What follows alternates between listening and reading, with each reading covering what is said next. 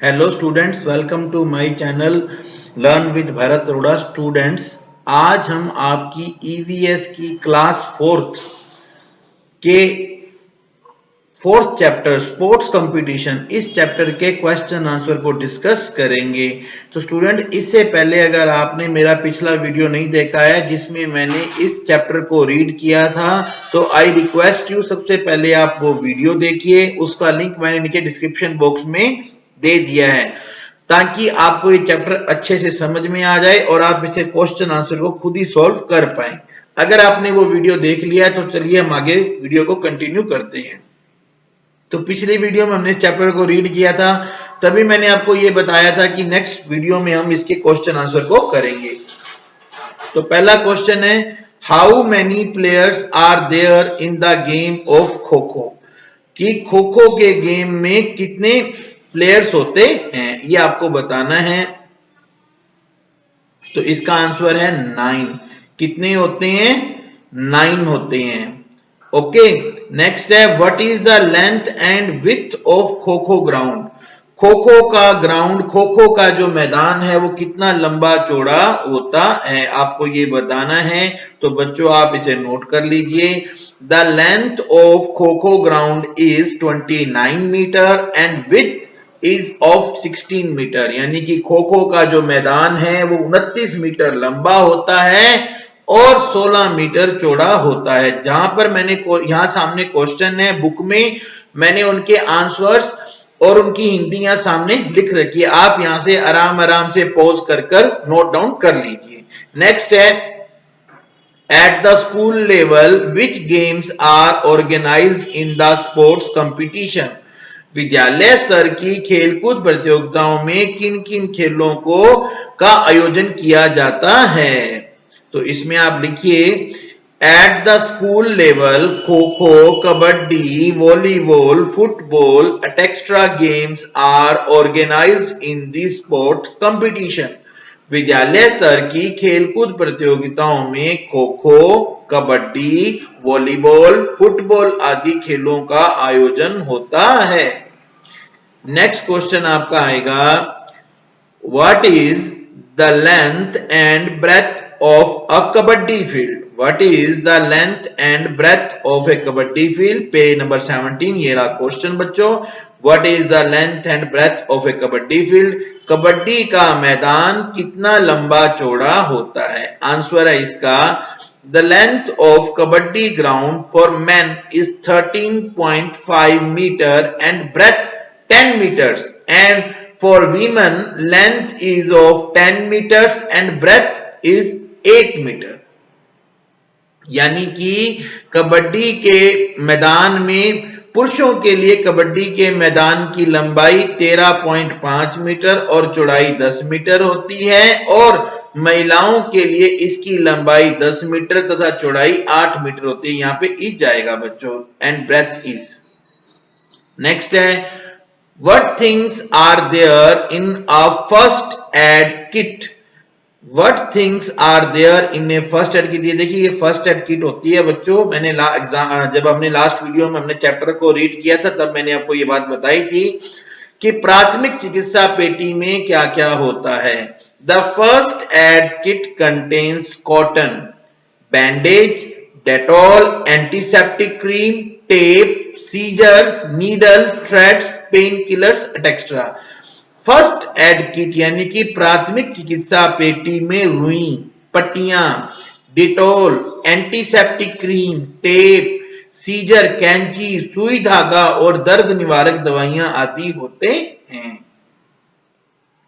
Next है, before playing any game why is there a need to frame rules for it. Before playing any game, why is there a need to frame rules for it? किसी भी खेल को खेलने से पहले नियम बनाने की आवश्यकता क्यों होती है। तो इसका आंसर आप लीजिए, by framing rules the referee conducts the game according to the rules and gives his decision according to those rules। अगर हम नियम बना लेते हैं तो नियम बनाने से नियमानुसार रेफरी खेल का संचालन करता है और उन नियमों के आधार पर ही अपने निर्णय देता है। The scope of disputes among the scope of disputes remains low. विवाद की गुंजाइश कम हो जाती है। And in case of dispute, अगर कभी विवाद हो भी जाए, it is settled according to the rules, और विवाद होने पर नियमों के अनुसार ही उसका निपटारा किया जाता है। नेक्स्ट है हमारा, why did team members help the injured player. Team के खिलाड़ियों ने घायल खिलाड़ी की सहायता क्यों की? टीम के जो साथी थे, देख लो ना बच्चों, ये हमने चैप्टर पढ़ा था, अभी बच्चे को चोट लगी तो दूसरे प्लेयर्स ने उसकी हेल्प की। तो इसका आंसर है the teammates assisted the injured player due to feeling of cooperation and sportsmanship. Team के खिलाड़ियों ने सहयोग और खेल भावना के कारण घायल खिलाड़ी की सहायता की। नेक्स्ट क्वेश्चन है, why would have the opponent team applied medicine to the injured player. Why would have the opponent team applied medicine to the injured player. जो टीम सामने खेल रही थी उसने घायल खिलाड़ी को दवा क्यों लगाई होगी? इसका आंसर है because of the sports spirit. खेल भावना के कारण उन्होंने उसकी मदद की होगी, उसको दवाई लगाई होगी। नेक्स्ट है, if one of your friend is in trouble what do you do. If one of your friend is in trouble what do you do. आपके किसी खिलाड़ी को कोई तकलीफ हो तब आप क्या करते हैं? इसका आंसर है वी हेल्प हिम। हम उसकी मदद करते हैं। नेक्स्ट है, why would the players kept a joint cultural program? Why would have the players kept a joint cultural program? खिलाड़ियों ने सांस्कृतिक कार्यक्रम साथ साथ क्यों रखा होगा? इसका आंसर देखिए बच्चों, the player must have kept a joint cultural programme for the entertainment of all together while cooperating with each other. खिलाड़ियों ने एक दूसरे का सहयोग करते हुए सबको एक साथ मनोरंजन देने हेतु सांस्कृतिक कार्यक्रम एक साथ रखा होगा। ठीक है ना बच्चों? तो इस तरीके से आप सारे के सारे ये कर सकते हैं। नेक्स्ट है, how is a cultural programme planned. कि ये सांस्कृतिक कार्यक्रम की योजना कैसे बनाई जाती है, कैसे बनाते हैं? तो इसका आंसर देखिए, all the students decide together which programme will be conducted and which students will participate in it and what will be their order. सभी विद्यार्थी मिलकर परस्पर ये तय करते हैं कि कौन कौन से कार्यक्रम किए जाएंगे, उनमें कौन कौन से विद्यार्थी भाग लेंगे और उनका क्रम क्या होगा। Thus the cultural programme is planned. इस प्रकार सांस्कृतिक कार्यक्रम की योजना बनाई जाती है। नेक्स्ट है, what are the preparation involved in this. इसमें कौन कौन सी पूर्व तैयारी करते हैं, मतलब पहले क्या क्या तैयारी करते हैं। For a cultural program, it is first decided which students will participate in which programs. एक कल्चरल प्रोग्राम से पहले ये तय किया जाता है कि इसमें कौन कौन से खिलाड़ी भाग लेंगे, यानी कि वो कौन कौन से खिलाड़ी भाग लेंगे ये पहले ही डिसाइड कर दिया जाता है, तो ताकि कोई गलती ना रहे। After this, those students rehearse those program। इसके बाद जो सभी लोग हैं वो उस प्रोग्राम में रिहर्सल करते हैं, यानी कि पहले ही उसकी अभ्यास करते हैं। सांस्कृतिक कार्यक्रम के लिए पहले यह तय किया जाता है कि कौन कौन विद्यार्थी किस किस कार्यक्रम में भाग लेगा। इसके बाद उन कार्यक्रमों का वे विद्यार्थी पूर्व अभ्यास करते हैं। नेक्स्ट क्वेश्चन है, why did Arif feel so good. Arif को इतना अच्छा महसूस क्यों हो रहा था, इतना अच्छा क्यों लग रहा था? इसका आंसर था Arif felt so good to know that all the players cook together. Arif को यह जानकर अच्छा लगा कि सभी विद्यार्थी, सभी खिलाड़ी मिलकर खाना बनाते हैं। नेक्स्ट है, if you go to a sports competition which activities will you do.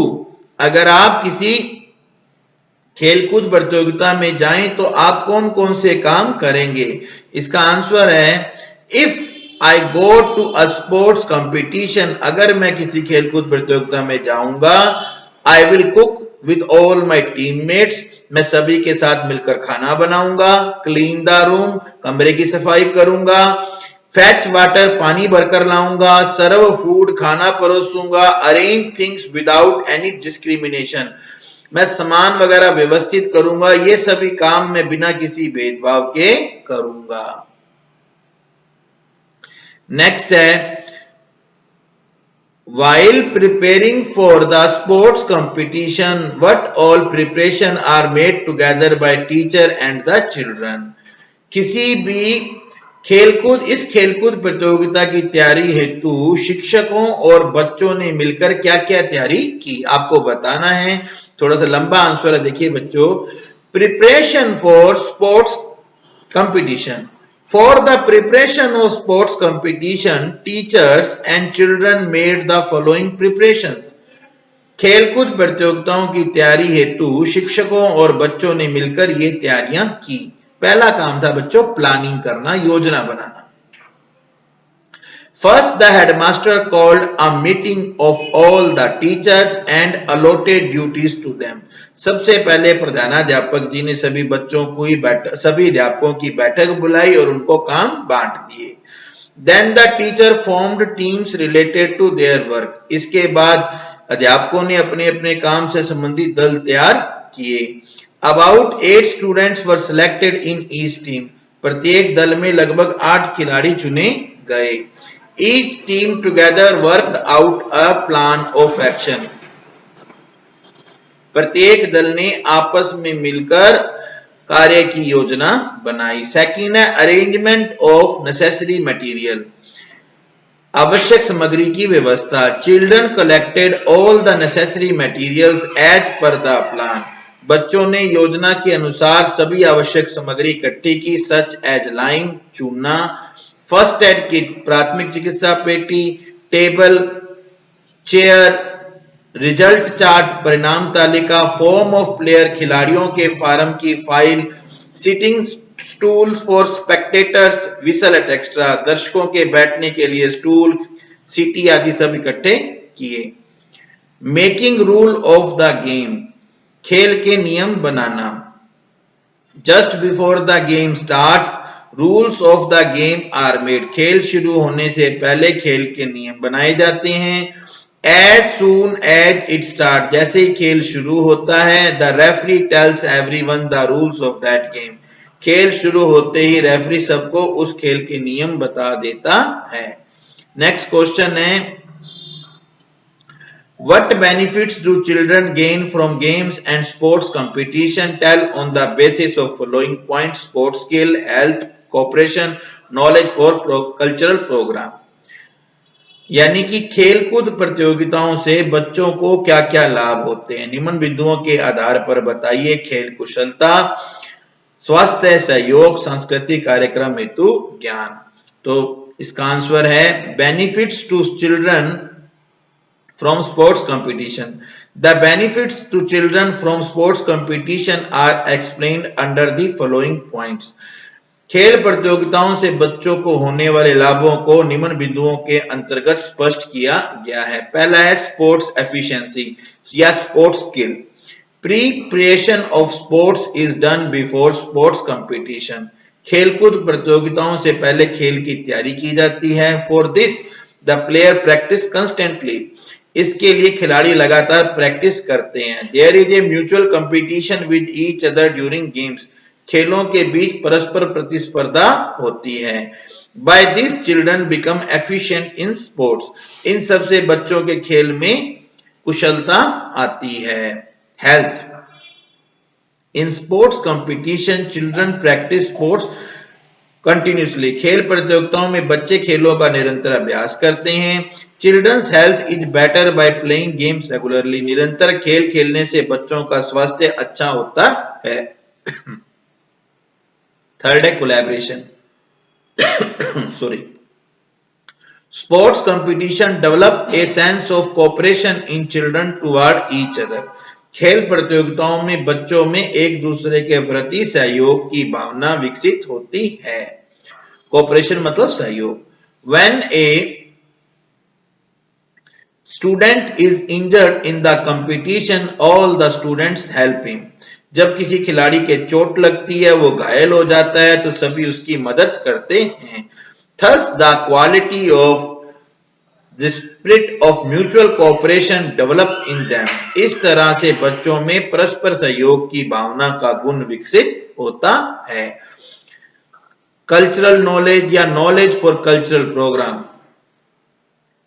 In sport competition, cultural program is also organized in night. रात को कल्चरल प्रोग्राम, सांस्कृतिक कार्यक्रम आयोजित किए जाते हैं। It is necessary for the entertainment of the students. ये students के की एंटरटेनमेंट के लिए बहुत जरूरी हैं। All teammates participate together in cultural programme, सभी जितने भी टीममेट्स हैं, जितने भी खिलाड़ी हैं, वो कल्चरल प्रोग्राम में एक साथ भाग लेते हैं।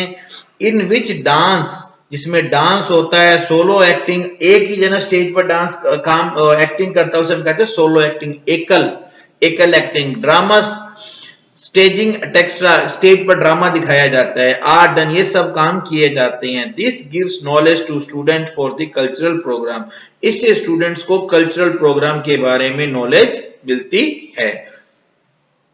तो बच्चों, ये हमारा फोर्थ पॉइंट था, knowledge for cultural programme. Next है, what do the spectators gain from watching the games, खेल देखने वालों को क्या लाभ होता है। जिन्होंने खेल खेला उनकी तो हेल्थ इंप्रूव हो गई, उनकी स्पोर्ट्स स्किल बढ़ गई, उनमें कोऑपरेशन की भावना आ गई, पर देखने वाले को क्या लाभ होता है।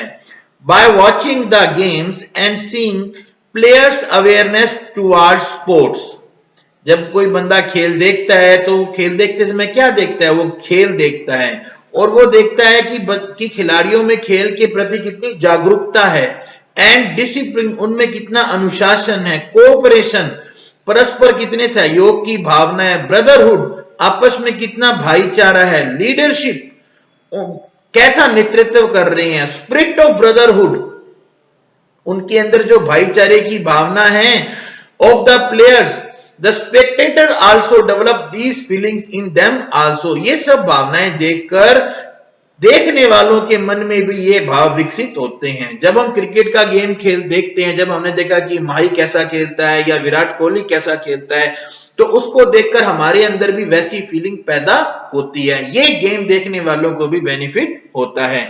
तो स्टूडेंट्स, इस तरह से हमारा ये 4th चैप्टर कंप्लीट हो गया। नेक्स्ट वीडियो में हम 5th चैप्टर को रीड करेंगे और फिर हम उसके क्वेश्चन आंसर भी करेंगे। अगर आपको मेरा ये वीडियो अच्छा लगा हो तो प्लीज चैनल को सब्सक्राइब कीजिए, वीडियो को लाइक एंड शेयर कीजिए। Thank you very much, have a good day.